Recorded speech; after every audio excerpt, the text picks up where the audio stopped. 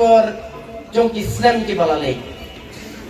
SSA issue is a sensitive issue. Dene mangi kinong hikay ni ong namar ba nilapoy ha ka final stage.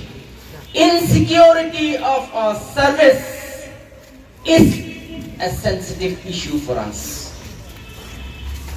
Dene yang bangilong kita ki nation builder. Ngiim ngitray but we can do yang kaimlang kasalang. We live, we work, and we uplift the society. Mentah kita nak school ke bangai hikai kila, don ke bala pendat master degree bukan. Ke bangai hikai.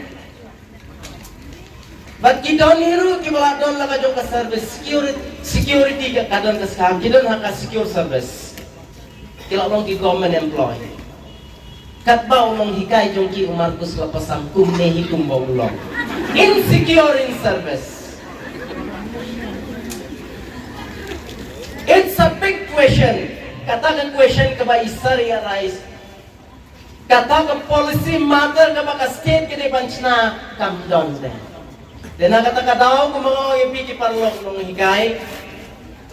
We live, we work, and we uplift. We'll keep on the spirit. We'll keep on the spirit. And one more point for those teachers, especially we have seen in Garo Hills, we have Agu, we have Agasta, we have Masasa, we have Amsasta here. Different association came up. Mang idon simon tali ki association ki bami hangne. Tikidon kino hikai ki bekan tiap na gawai ka jaka, sya gawai ka jaka. Kim sosyan jatu namar kim don kajing scam malade. Bat ngam jeli werde kim kuat ki kuat betang berpentian damano spoon feed. Te nagawai ka asyan ki kentiap cipang jatu, nagatur ki kentiap jatu. Te habakut kan mau ha nginchu hair hajrong hasla. Hagano kasni kalier kan be yo ngilong kum ki contractual teachers. Kajingle jongi hi la shai la shisni yo ka pensniu ya la ha kin ko parlok no hikai.